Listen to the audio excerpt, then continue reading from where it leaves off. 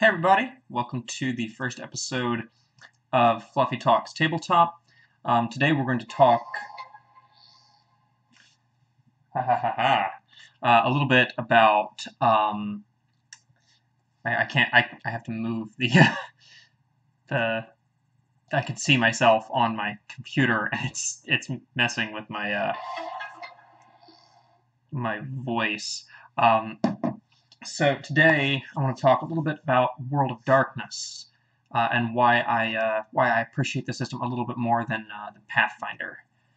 Um, First off, let's talk about the actual setting. World of Darkness is usually a modern day setting. I can actually have a source book here, and I can look and see when this was copyrighted, and that would give you a relatively decent idea. Alright, so this is 1998. So in general, this is going to be like the 90s to the early 2000s. I don't have any of the new system books, but and for good reason, mind you, but I would expect that they're probably a little bit after that. So World of Darkness is divided into two kind of game groups, the same way that Dungeons and Dragons is divided into 1, 2, O, A, D, and D, whatever, 3, O, 3, 5, 4, O, 5E, and over on the side there's Pathfinder, which, for those of you who aren't super duper in the know about that, Pathfinder is a, I guess the easiest way to explain it is it's another game that uses the same system and fixes a lot of the issues that were present in Dungeons & Dragons 3.5, and instead kind of goes in a little bit of a different direction, and it causes a lot of problems. There are a lot of problems with the gameplay, but it does patch some of the really big issues.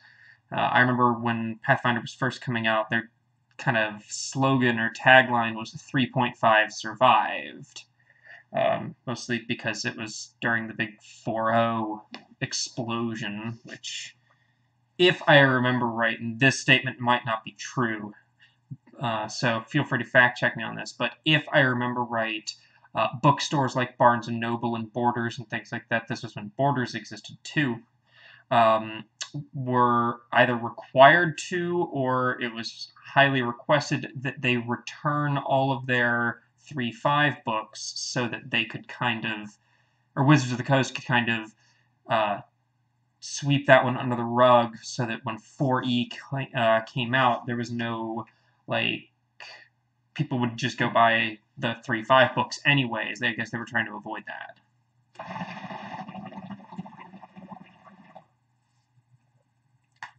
Anyways, so World of Darkness is divided into two groups. The classic World of Darkness, sometimes referred to as the Old World of Darkness, and the New World of Darkness, sometimes just called the World of Darkness. I think nowadays the official White Wolf term for it is, the old style is Chronicles of Darkness, and the new one is just called the World of Darkness. We're actually going to look this up real quick to make sure that I'm not lying to you. Actually, I have this backwards. The Chronicles of Darkness, formerly known as the World of Darkness, or informally the New World of Darkness, with their new system. I'm not a big fan of the New World of Darkness. I'm a bigger fan of the Old World of Darkness, so it's kind of a moot point for me. So if you're hanging out with me and I say World of Darkness, really what I mean is classic or old World of Darkness. And in the meantime, I'm going to pull up the list of the stuff in it. So World of Darkness is not just a game. It's kind of an umbrella term for a couple of different settings. And a lot of you have probably been thinking, I don't know what World of Darkness is. This might clear things up for you. The most popular one is Vampire the Masquerade. Hopefully my web camera is not showing everything in reverse, as that would be hilarious and very not useful. Vampire the Masquerade was the most popular, in my opinion, and in the opinion of the circles that I play in, of the settings in World of Darkness. But there are more than just this one. I actually have the list in front of me. Vampire the Masquerade, Werewolf the Apocalypse, which is another one that I happen to have the source book for. I like the Werewolf the Apocalypse one because it's got the nice cutout in the front. Then there is Mage the Ascension. I have the source book for that somewhere, but it's not on my bookshelf. I must have put it in a backpack or something. So it's laying around somewhere and I'll have to find it. So big fan of Mage the Ascension. I feel like that's one of the more popular ones. Wraith the Oblivion. This is kind of the first one where you start getting into what exactly are they talking about. Vampires, pretty easy. Werewolves, understandable. Mages, that one's kind of self-explanatory. You should read the book. It's more complicated than that. Wraith, you play a ghost. It's actually pretty cool. I got to play a Wraith the Oblivion character in what a lot of people refer to as an Accords game, because these games are actually interchangeable with each other and you can play them together. So I got to play a Wraith character. It's a lot of fun, but they're kind of confusing. Changeling the Dreaming, which doesn't really have anything to do with changelings, but actually has to do with fairies. I will say this, though. In the new World of Darkness, in Changeling the Lost, you actually do play a changeling, which is a human that's been swiped by the fairies. There's also Hunter the Reckoning, if you just want to beat up some of these things. Mummy the Resurrection. This one was a little bit strange, as it kind of needed access to the base rule system from like World of Darkness, Vampire the Masquerade, etc. And Demon the Fallen, which was a kind of a weird one. That one was more for the in-game concept of the angels and demons, which they are one and the same. Read the source book; it's very interesting. Super duper short form is all the angels are dead. Their souls are trapped in a thing called the Maelstrom. It spins really fast. Sometimes it spins so fast that angel souls get thrown out. If these angel souls end up in a body that has died recently, I can't remember how recently, but relatively recently, they can inhabit the body. They inherit all the memories. The old soul is, well, gone, so it's not really an issue. And the person wakes up with no memory of what happened after they died, but all of their previous memories, except it's a completely different soul, and now they've got superpowers. Kind of neat. There's also Orpheus. Orpheus is kind of weird. Now, if modern day isn't your thing, if you would rather play in a different setting, World of Darkness has you covered. There are a couple weird ones and a couple really fun ones. Go over the source books that I've got for some of the fun ones. If you would like to play in Japan, Kindred of the East. Now, the real question is, what time period is this set in? Is this feudal Japan, or is this regular Japan? It doesn't immediately say, but if you want to play vampires in Japan, or in this case, in the entirety of Asia, then check out Kindred of the East. There's also, I love this one, Werewolf the Wild West, set in the late 19th century. This is one of the more interesting little source books. Also, there's a vampire clan. There's a werewolf tribe that whose name has changed throughout the years because they kind of interact with the mortals more and keep up on technology. They're normally called the Glasswalkers, but I think in the 19th century they were still called Wardens. They may have been called Iron Walkers or Iron Riders. If I can find... I usually know where things are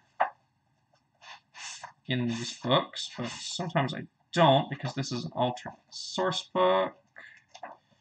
I may have moved them up front. Tell you what, we're just going to look.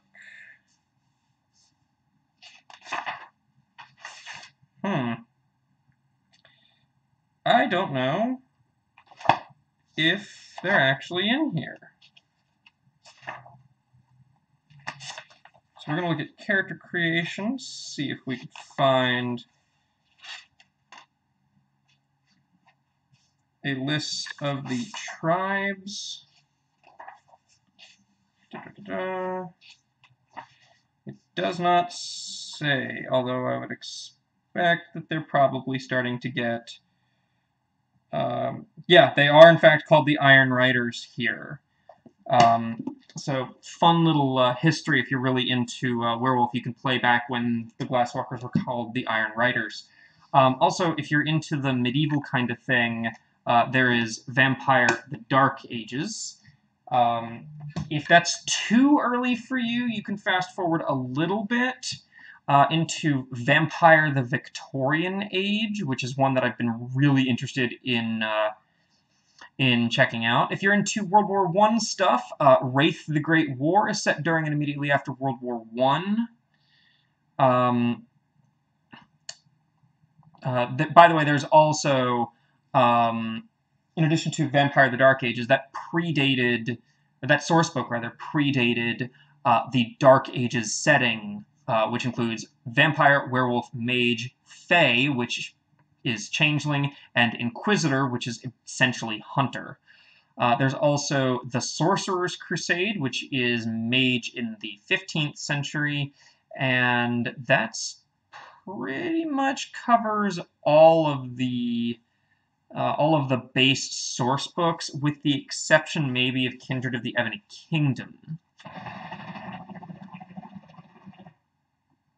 I don't have the source book for Kindred of the Ebony Kingdom, but there you go. So, why is World of Darkness, in my opinion, better than Dungeons & Dragons or Pathfinder? That's really what I'm here to talk about. Let me make sure that chat's open so people can yell at me for this. Let me find... I'll put it on this side. Let me find a character sheet, and I'm going to show you what a Vampire the Masquerade character sheet looks like. It's pretty simple. There's not a lot of complex numbers or anything on here. The system includes, or is based on, rather, the D10 system, where instead of rolling a D20 to achieve a target number, usually an armor class or a difficulty rating, or things like that, you instead roll a number of dice. The higher your skill level, the more dice you roll, and the number of dice that read successes grant you success in your action and possibly additional bonuses. Also, ones count as negative successes, and it is possible to roll a negative number of successes, which results in a botch, which are usually a lot more fun and interesting than critical failures. A botch doesn't necessarily result in a failure, but it does result in a bad thing happening. For example, attempting to pick a lock in Pathfinder or Dungeons & Dragons and rolling a natural 1 could result in, or usually results in both the lock not opening and you breaking your tools, but attempting to bypass a security lock, usually in the form of an electronic lock, and throwing a botch will oftentimes let you in. But you might trip a silent alarm, or somehow activate a security system, which your character would be unaware of. And normally, if you're a good storyteller, you don't tell your players that that's happened. Because botches kind of occur separately from what's happening, the storyteller doesn't have to tell you what happens when you botch. So all sorts of things are possible. Um, but on the character sheet, it's divided into two main categories and a couple other categories that are important for your character, but not as important as the basics. These are attributes, if you're familiar with Dungeons and Dragons or Pathfinder or anything like that. These are your base ability scores, except that there are 9. Strength, dexterity, charisma, intelligence, and wits are all there. Wits being wisdom. There's also stamina, which is essentially constitution, but not really. But there's also a couple others. Perception, appearance, manipulation, and of course, wits, which is wisdom. This allows for a little bit more fine-tuning of your character. And quick note about appearance, because I get this a lot. Appearance is how strong your character's appearance is, not necessarily how pretty or attractive they are. If your character is kind of horrific in appearance, they might have a high appearance rating.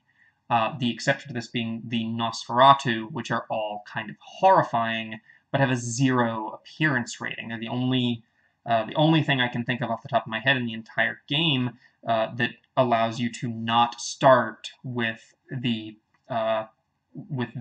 pre-given 1 dot in every attribute.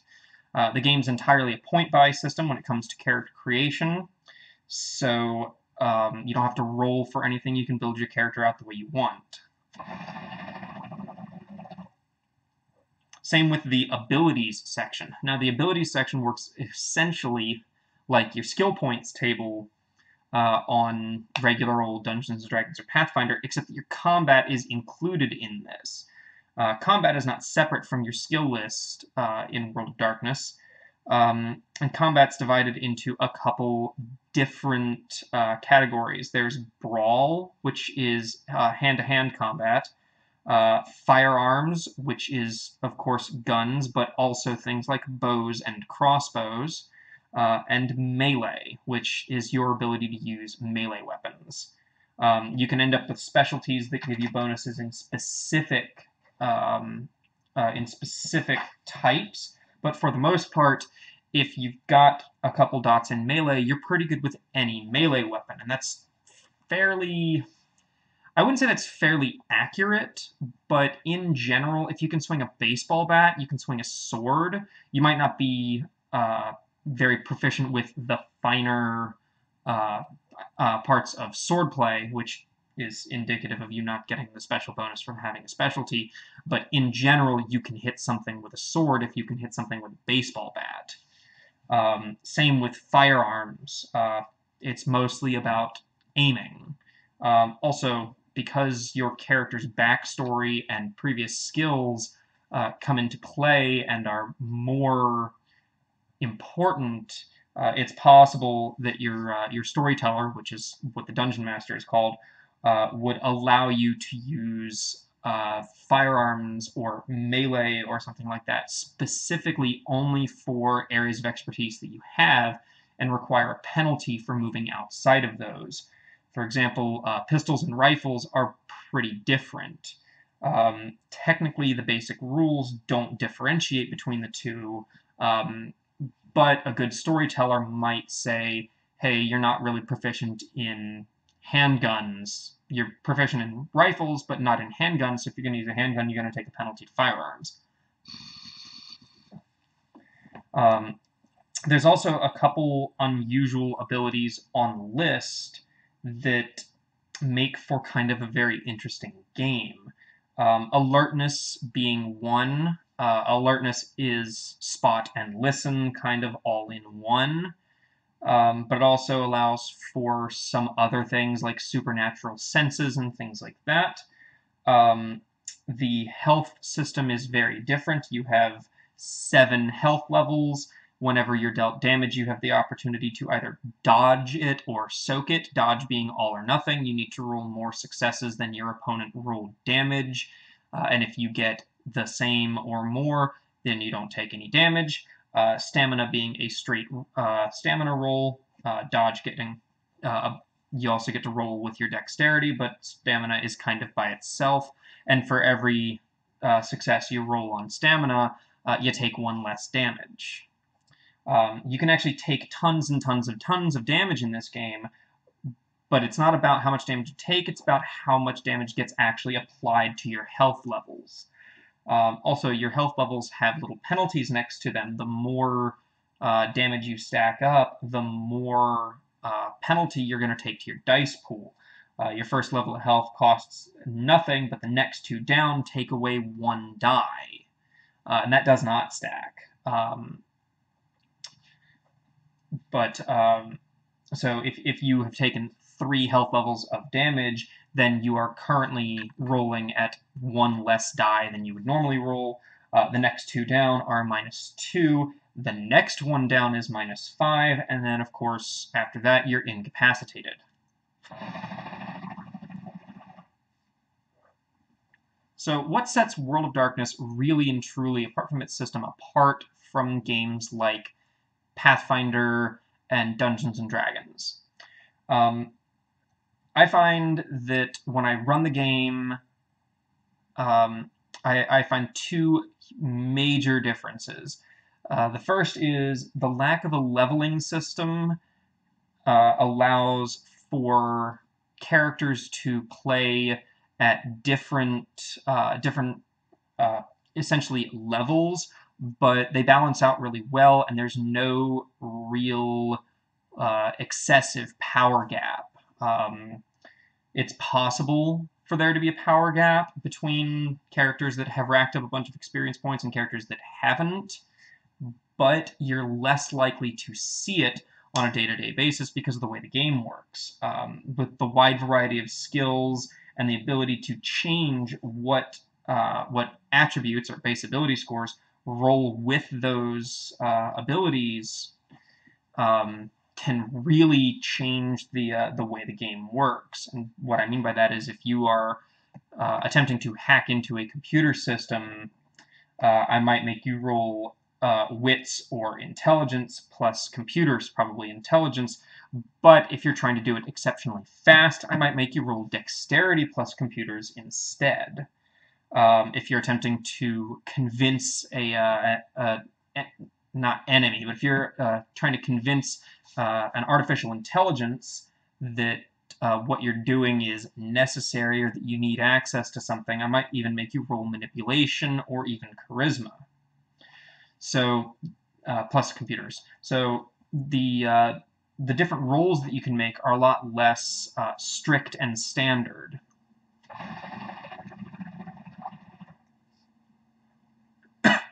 In Pathfinder, picking a lock is always dexterity plus disable device, or if you're a fighter, it's always an attack roll. In this, there are a couple different options. Admittedly, lock-picking is specifically a weird one because it's almost always security plus dexterity, but there are situations in which those conditions could change, especially when it comes to electronic locks, which is something that you see a lot of in a modern-day game. So I find that World of Darkness tends to be a more role-play system. There's a lot more trying to talk things out and trying to deal with things without necessarily getting into combat. Not necessarily because combat is clunky. Combat is not super duper smooth, but I mean, this was play tested. It does have a decent combat system. But the combat is dangerous. I mean, everyone has the same health levels, and unless you've specifically built up a crap ton of stamina, and your character's actually bought armor, which adds to your stamina roll, or your character has a shit ton of dex and dodge, combat is very dangerous, so avoiding it is kind of always an option, as well as trying to ensure that you have as much advantage in combat as you can. I find that a lot of times with the games that I'm running, the party will very often attempt to avoid combat as much as possible because damage can be difficult to heal depending on what you're playing. Unless you're playing a vampire, then whatever. And also, it's kind of easy to die. And that really adds to the overwhelming fear that you get when you play the game. There are no challenge ratings or anything like that. You have no idea if the person that you're yelling and screaming at because they're being an idiot has the ability to just completely tear you to shreds, or make you jump off a cliff, or is carrying some kind of concealed weapon, or anything like that. So being ready for situations and stuff like that is a lot more important, and there's a lot less kick in the door and fight all the monsters. In addition, in World of Darkness, usually you're playing the monsters. Not to say that you're playing the bad guys, but bad guy is kind of a weird thing in World of Darkness. There's no requirement or even general idea of the players, or of the characters rather, having to like constantly work together and things like that. A lot of times you'll find that the players, especially in Vampire, are working together simply because they all happen to have the same goal at the same time, or that what they're doing will fulfill their own personal goals. It's definitely possible for characters to have completely different reasons for what they're doing instead of just, we want loot and XP. Which brings me to another thing, and that is the metagame. World of Darkness is, I'm not going to say it's power game proof, but it's definitely power gamer resistant. And I'm not a big fan of power gamers. I actually stopped playing Magic the Gathering because it became a net decking game. People would go up and look up optimized builds online, and that was how you won. It had nothing to do with personal skill. It had to do with the random chance of your particular build going up against someone else's particular build, and whether their particular build was built to counter yours or not, and then RNG deciding what cards you draw. So it became less about the actual game and more about the meta. Pathfinder and Dungeons & Dragons kind of went the same way, with optimized builds being available online, with attempts to maximize damage and usability and things like that. And World of Darkness doesn't quite work like that. It's more about... The easiest way to explain this is it's more about making sure that your character is situationally useful, and then engineering situations that you find yourself in to make yourself as useful as possible. This requires more creativity on the player's part, and in my opinion, a little bit more teamwork other than like trying to receive flanking bonuses and stuff like that. I'm not saying that Pathfinder doesn't require teamwork, it definitely does, but Pathfinder and D&D have become more of a combat simulator than a roleplay simulator. Especially with optimized builds and things like that being available online. I actually got to get in on a Pathfinder game, and everyone had gone online and built optimized builds, so they were all overpowered for their level. And the Dungeon Master was responding by throwing harder monsters at us. So if I wanted to play the game, I had to go and look up a power build online just to be on the same level as everyone else, which severely limited my actions in combat because I kind of had to stick to the formula. World of Darkness is a little bit less formulaic. Also, I find that there's a little bit wider variety of character creation. Um, for example, I wanted to build in Dungeons and Dragons a sort of like sneaky sorcerer, and there was no way to get a sorcerer with sneak attack. There was no way that I found that would give my sorcerer sneak attack without taking levels in Rogue, which severely limits what I'm doing because it's cross-class, or it's multi-classing, and multi-classing is a pain at its easiest. But in World of Darkness, there's very little limit on what you can and cannot put points into because it's a point-buy system, and you can spend your XP on the abilities that you like without having to worry about class features that you'll never use. If you're building a sneaky character, you can just keep putting points into the particular things that you use if you are not really ever in situations where stealth is a requirement for your character, or you're engineering the situations to not require stealth. You don't have to put points in it. It's just not a thing for you.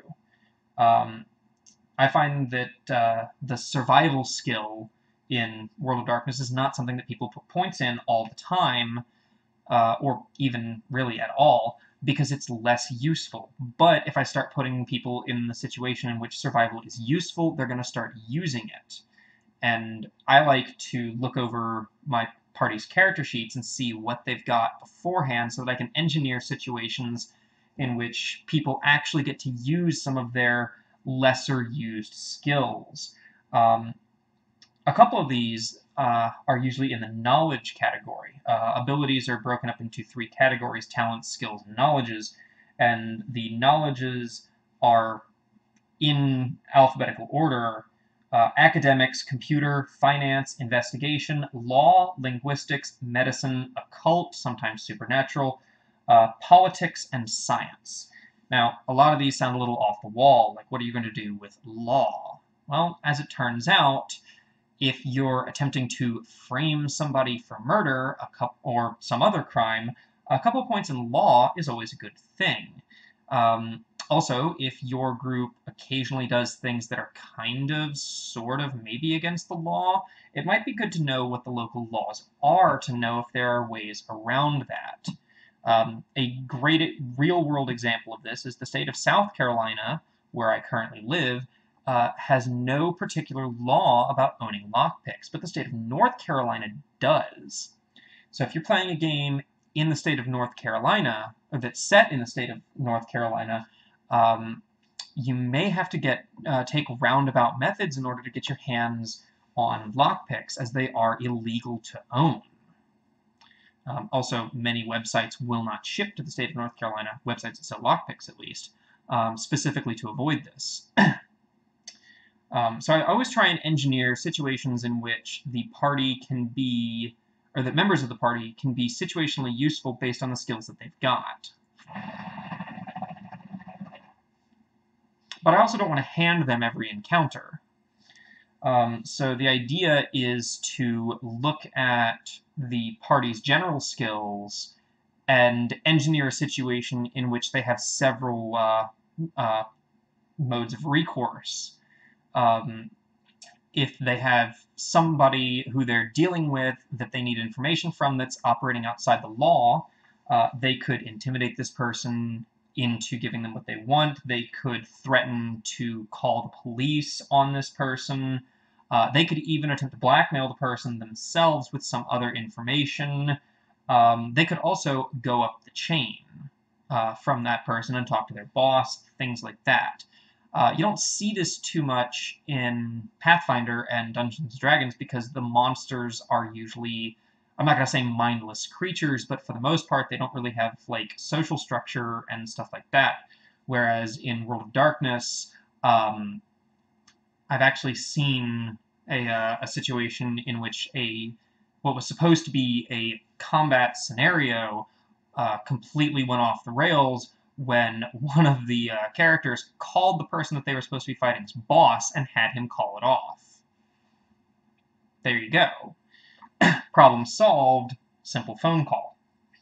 Also, being able to play in a modern age and use modern equipment like cell phones and computers opens up a whole new realm of possibilities. Although if you're playing Dark Ages or Wild West or something like that, you're not going to have that.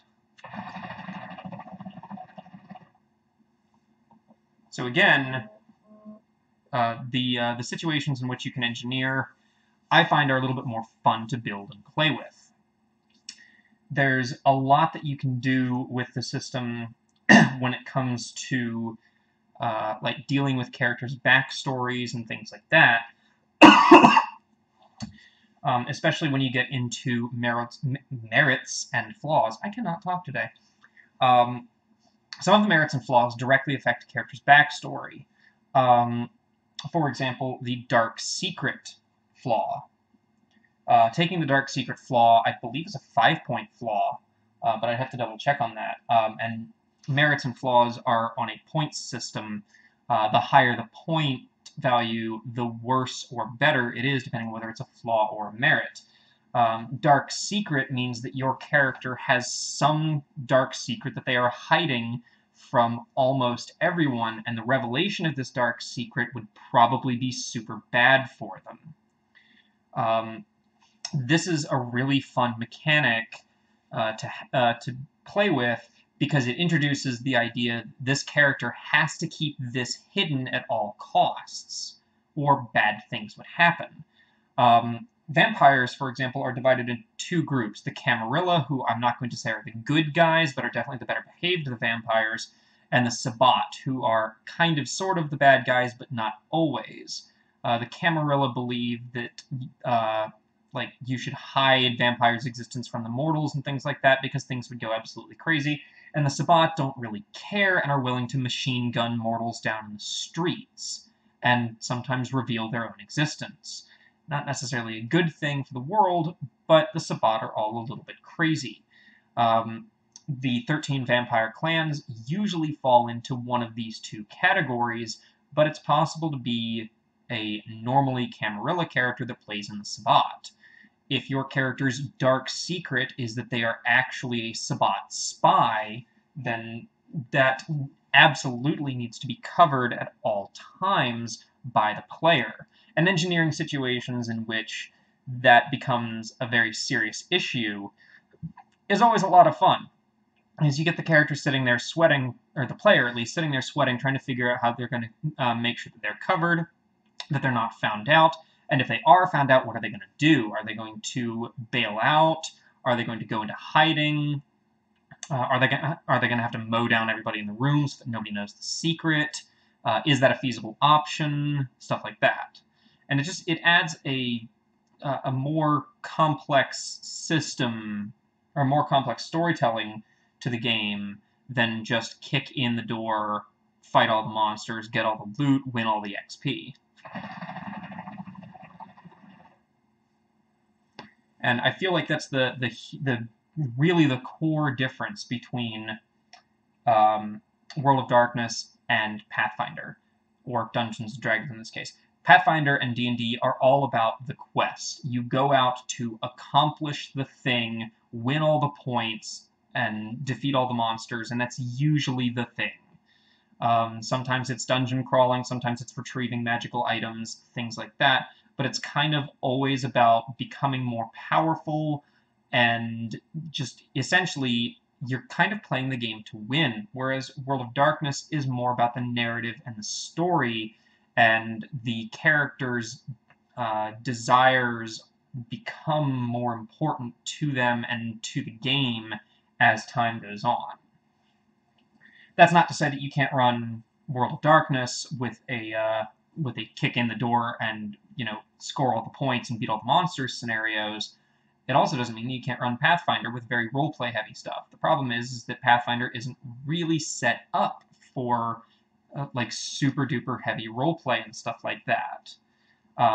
Yes, it is a role-playing game. Yes, there is roleplay, but usually what that comes down to is how you treat the NPCs, in the frame of, do you kill them and take their stuff? Do you do what they ask you to? Do you then hold that over their head for more reward and things like that? And I feel like it's a very rewards-driven system, whereas World of Darkness is more about the narrative. And as a really good example of this, I recently went to a LARP called Lands of Exile. Now, I've been playing another LARP called Shadowmoor for the past probably around 10 years now.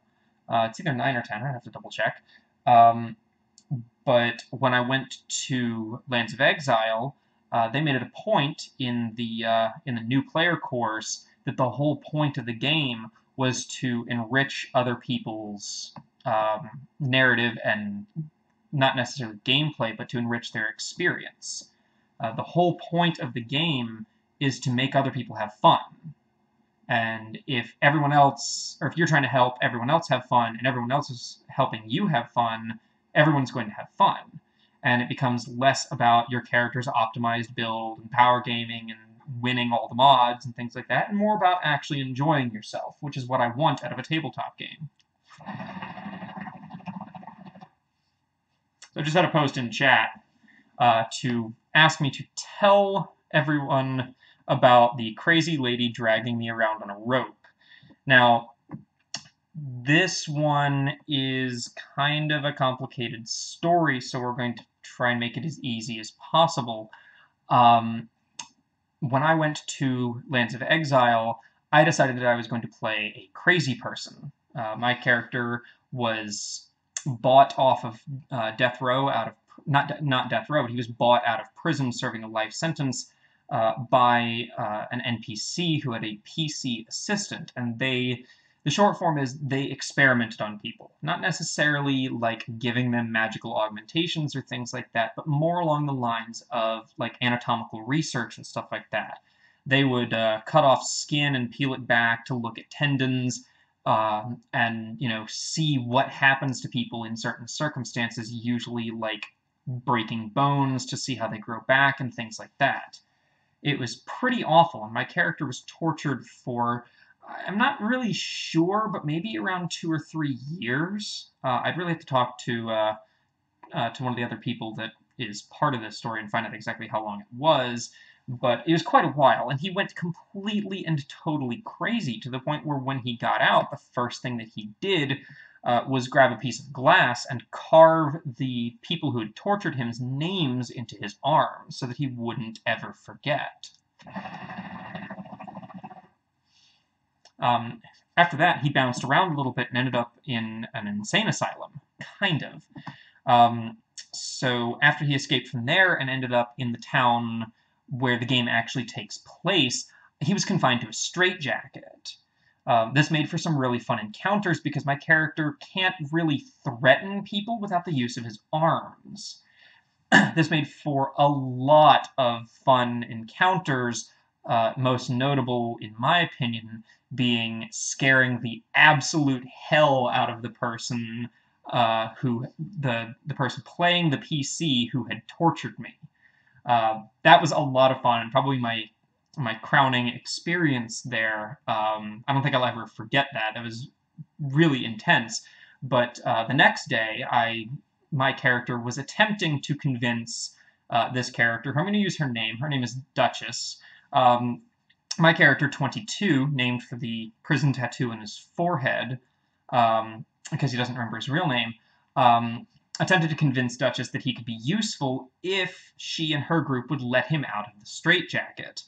Now, obviously, this is a little bit suspect, but it was the route that I decided to go based on what was going on.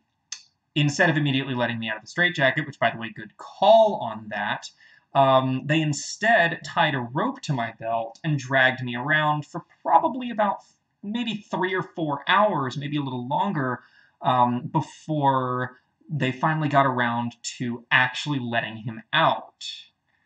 There are some extenuating circumstances behind that, but I can't actually talk about those due to some in-game restrictions. Needless to say, eventually he did get out, but he did spend the most of Saturday afternoon being literally dragged around on a rope. which was a lot of fun for me as the player to get to experience something other than everyone go fight the monster.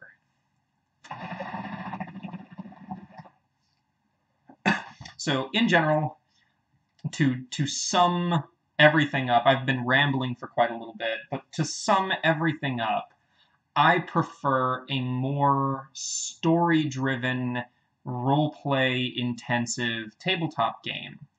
And I've decided to turn away from Pathfinder and Dungeons and Dragons and things like that to World of Darkness because I feel like it gives more opportunity for story-driven stuff.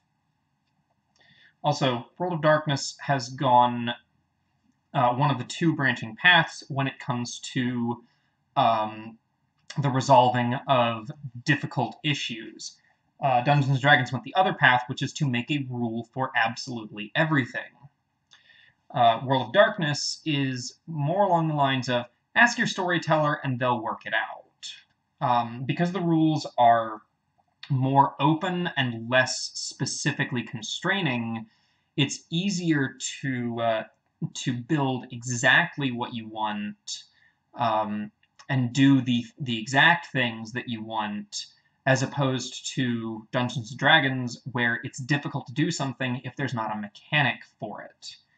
And this is another thing that I really enjoy about more open systems that allow for a little bit more freedom of movement. So, in general, I would say that I prefer World of Darkness over other tabletop games when it comes to trying to build a fun and interesting narrative. Now, before we close out, I want to talk about something that an event that's coming up. Martin Luther King weekend. I should probably actually double check and see when this is. But Martin Luther King Jr. weekend, the 12th through 15th of January, will actually be ScarabCon in Columbia, South Carolina. And if you're interested in checking out World of Darkness after watching this, you can come to Scarab and find my table, where I will be running a pickup World of Darkness game that's a custom setting based a little bit on like the SCP Foundation ideas and the TV show Warehouse 13, where the idea is that your character works for some sort of agency that retrieves dangerous magical items and fixes broken spells that have gone awry, or deals with weird arcane magic that's gone completely crazy and stuff like that. And it does use a custom setting, and it does use partially pre-generated characters, but I've designed this to be a partially organized play system, which means that if you play this year and build a character, you can actually gain XP and continue to play in as many sessions as you want, and even come back next year. I have built probably over 150 different individual modules to run, as well as a story that happens on Monday. The entirety of Monday will just be the story session, so that everyone who played can get a chance to play in the story. And there's one story game every year, and it extends the story a little bit farther, and it's entirely designed to be picked up and played super easily.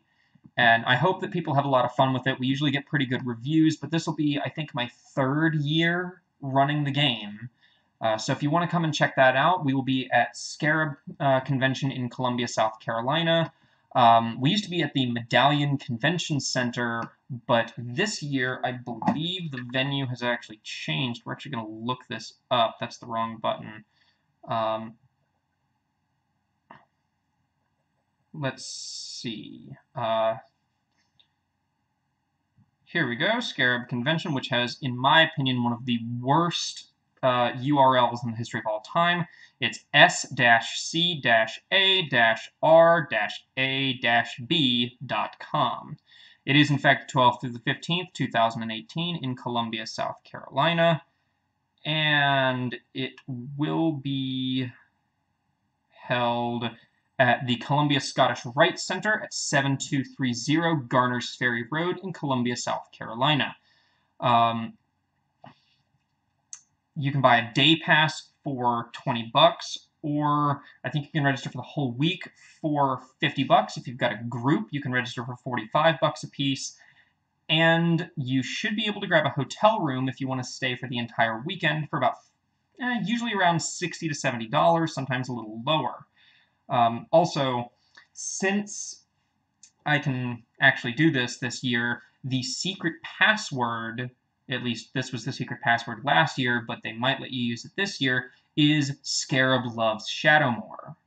This usually gets you a discount, and sometimes can get you a couple extra goodies when you get in.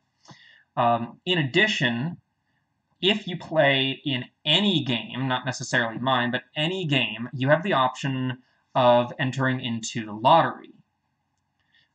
So if you are currently in a game when they start the tickets around, then you will receive a ticket, and if your ticket number is called, you get to select either a large pack of swag from the con, or usually like one large rule book or something like that. Last year, I managed to get my hands on Shadows of Esteren, or I think it's Esteren, that I'm really interested in playing. It's a medieval psychological horror game, and I actually got to play around at a table because it didn't have enough players for my game. There's an open RPG room. There's a just regular old table game room where you could play Settlers of Catan or something like that. There's a Warhammer 40K room and other tabletop war games room. There should be a Dungeons & Dragons 5e organized play room. The medieval reenactment group, the Adrian Empire, will be there. So if you want to check out medieval reenactments, they should be there. I hear rumors that they are having a tournament this year. I'm not entirely sure what that's going to entail. Also, if you're into spaceships, there will be a spaceship flying game called Aurora, where you and 4 of your friends can individually man the stations of a spaceship and fly it around. This year there will be open play and a tournament if you're any good. My team will hopefully be in the tournament this year, so we'll see about that. So hopefully we see at least somebody at the con who saw this video.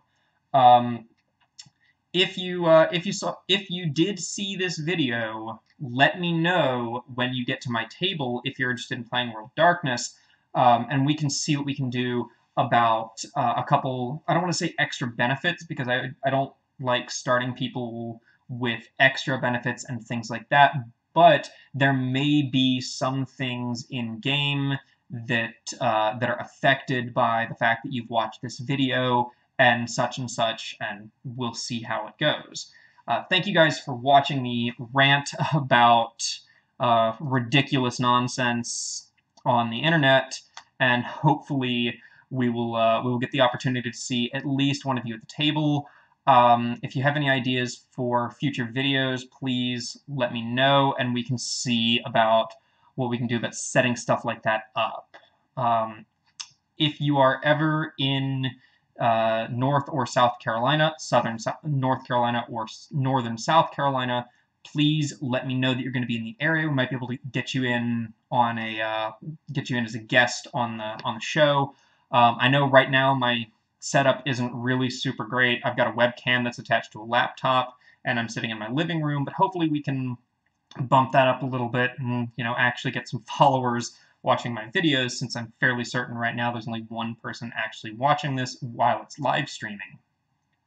But hopefully we can get some more stuff like that. There's a lot of different stuff that I want to talk about, and I'd love to see this channel get off the ground. So thank you guys for watching our first episode, and we will hopefully see you later. Thanks for coming out, and I'm leaving for the night. Have a great day.